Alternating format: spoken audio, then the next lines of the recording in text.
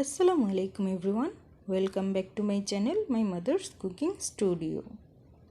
আশা করছি আপনারা সকলেই খুব ভালো আছেন। আমি আফরিন জাহান আবারও একটি নতুন রেসিপি নিয়ে আপনাদের মাঝে হাজির হয়ে গেলাম। রেসিপিটি হচ্ছে আমার মায়ের হাতের চিকেন চপ রেসিপি, যেটা কিনা আপনারা খুব সহজেই বাসায় বসে তৈরি করে নিতে পারেন। আর বেশি কথা না বাড়িয়ে চলে যাচ্ছি রেসিপির মূল পর্বে। যেহেতু আজকে আমরা চিকেন চাপ তৈরি করব, তাই চিকেনটাকে আগেই রান্না করে নিতে হবে। এর জন্য একটি কড়াইয়ের মধ্যে প্রথমেই দিয়ে দিলাম 4 টেবিল চামচ পরিমাণ সয়াবিন তেল। এরপর তেলটা গরম হয়ে আসলে দিয়ে দিলাম একটি মিডিয়াম সাইজের পেঁয়াজ কুচি, সাথে দিয়ে দিলাম আদা রসুন পেস্ট প্রায় 1 টেবিল চামচ পরিমাণ। এরপর দিয়ে দিলাম গরম মশলা। এখানে গরম মশলার মধ্যে এলাচ, দারচিনি আর তেজপাতা রয়েছে। মশলাগুলো তেলের সাথে কিছুক্ষণ ভেজে এর মধ্যে দিয়ে দিলাম হাফ কাপ পরিমাণ পানি, যাতে করে মশলাগুলো পুড়ে না যায় আর মশলাটা ভালোভাবে কষানো হয়ে যায়। সাথে দিয়ে দিলাম হাফ চা চামচ ধনিয়ার গুঁড়ো আর 3 থেকে 4টি কাঁচামরিচ, এবং স্বাদ অনুযায়ী লবণ দিতে ভুলবেন না যেন। মশলাটা ভালোভাবে কষানো হয়ে আসলে এর মধ্যে দিয়ে দেব আগে থেকেই ধুয়ে রাখা চিকেনগুলো। আপনারা স্ক্রিনে দেখতে পাচ্ছেন যে আমি চিকেনগুলোকে কিভাবে কিউব করে কেটে নিয়েছি। এখানে আমি শুধু মাংসটা ইউজ করব। বাকি যে হাড়ের অংশগুলো রয়েছে সেগুলো মাংস ছুটিয়ে হাড়গুলো ফেলে দিতে হবে। এবারে চিকেনটাকে মশলার সাথে ভালোভাবে সময় নিয়ে কষিয়ে নিতে হবে। চিকেনটা কষানোর সময় আমি এক্সট্রা কোনো পানি ইউজ করিনি, কারণ এটা ব্রয়লার চিকেন হওয়াতে এর থেকে বেশ কিছুটা পানি উঠেছে। সেটা দিয়েই চিকেনটাকে আমি খুব ভালোভাবে কষিয়ে নিয়েছি। চিকেনটা কষাতে কষাতে এক পর্যায়ে যখন তেল ভেসে উঠবে, তখন এখানে হাফ কাপ পরিমাণ পানি ইউজ করেছি, যেন চিকেনটা খুব ভালোভাবেই রান্না হয়ে যায়। এবারে পানিটা শুকিয়ে আসলে তেলটা ভেসে উঠলে চুলা থেকে নামিয়ে নিব। অন্যদিকে চাপের জন্য বেসনটাকে তৈরি করে নিচ্ছি। এখানে প্রায় 250 গ্রাম পরিমাণ বেসন নিয়েছি। সেখানে সামান্য পরিমাণ দিয়ে দিচ্ছি প্রায় 1 চিমটি খাবারের সোডা, স্বাদ অনুযায়ী লবণ, হাফ চা চামচ হলুদের গুঁড়ো এবং হাফ চা চামচ মরিচের গুঁড়ো। দিয়ে দিচ্ছি হাফ চা চামচ ধনিয়ার গুঁড়ো। এরপর শুকনো ইনগ্রেডিয়েন্টসগুলো একসাথে মিক্স করে নেব।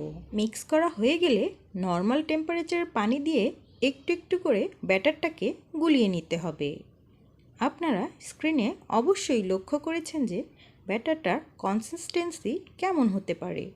অন্যদিকে চিকেন চাপের ভিতরের পুরটা তৈরি করে নিচ্ছি। এখানে আপনারা অবশ্যই দেখতে পাচ্ছেন যে আমি হাড় থেকে মাংসগুলো কিভাবে ছুটিয়ে নিচ্ছি। এখানে যতটুকু মাংস ইউজ করা হবে সব মাংসটুকু এভাবে ঝুরি ঝুরি করে নিতে হবে। স্ক্রিনে অবশ্যই লক্ষ্য করছেন যে চিকেনটাকে কী পরিমাণ ঝুরি ঝুরি করে নিয়েছি। এর মধ্যে দিয়ে দিচ্ছি পুদিনা পাতা কুচি, স্বাদ অনুযায়ী ধনিয়া পাতা কুচি, এবং দিয়ে দিচ্ছি হাফ কাপ পরিমাণ পেঁয়াজ কুচি, স্বাদ অনুযায়ী কাঁচামরিচ কুচি। এবার দিয়ে দিচ্ছি কালো গোলমরিচের গুঁড়ো 1.5 চা চামচ পরিমাণ। এরপর দিয়ে দিচ্ছি স্বাদ অনুযায়ী লবণ।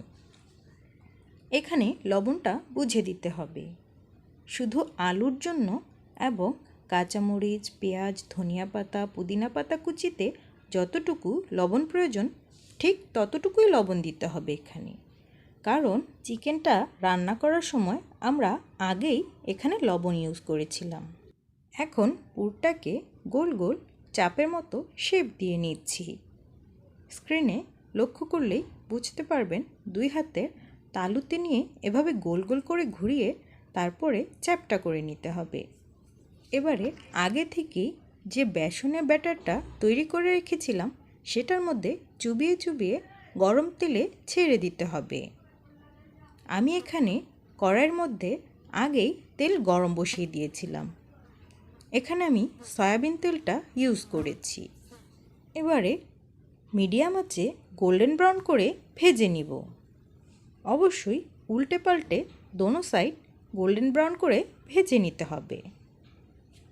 ভাজা হয়ে গেলে একটি কিচেন টাওয়েলের উপরে তুলে নেব, যাতে করে এক্সট্রা তেলগুলো সোক করে নিতে পারে।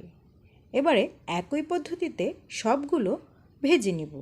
কথা বলতে বলতেই তৈরি হয়ে গেল সুস্বাদু চিকেন চাপ। এই চিকেন চাপটি আপনারা সাদা ভাত, পোলাও অথবা বিকেলের স্ন্যাক্সের জন্য তৈরি করে নিতে পারেন। মেহমানদারিতে এই স্ন্যাক্সটি দারুণভাবে জমে উঠবে। আশা করছি এই রেসিপিটি আপনাদের সকলের কাছেই খুব ভালো লেগেছে। ভিডিওটি ভালো লাগলে অবশ্যই ভিডিওতে একটি লাইক করে দিবেন। আপনাদের ফ্রেন্ডস অ্যান্ড ফ্যামিলির সাথেও শেয়ার করতে পারেন। আমার ইউটিউব চ্যানেলটি অবশ্যই সাবস্ক্রাইব করে যাবেন এবং পাশে থাকা বেল আইকনটি বাজিয়ে দিবেন আরও নিত্য নতুন ভিডিও পাওয়ার জন্য। আর ইতিমধ্যে যারা আমার এই ইউটিউব চ্যানেলটি সাবস্ক্রাইব করেছেন তাদের সকলকেই অসংখ্য ধন্যবাদ।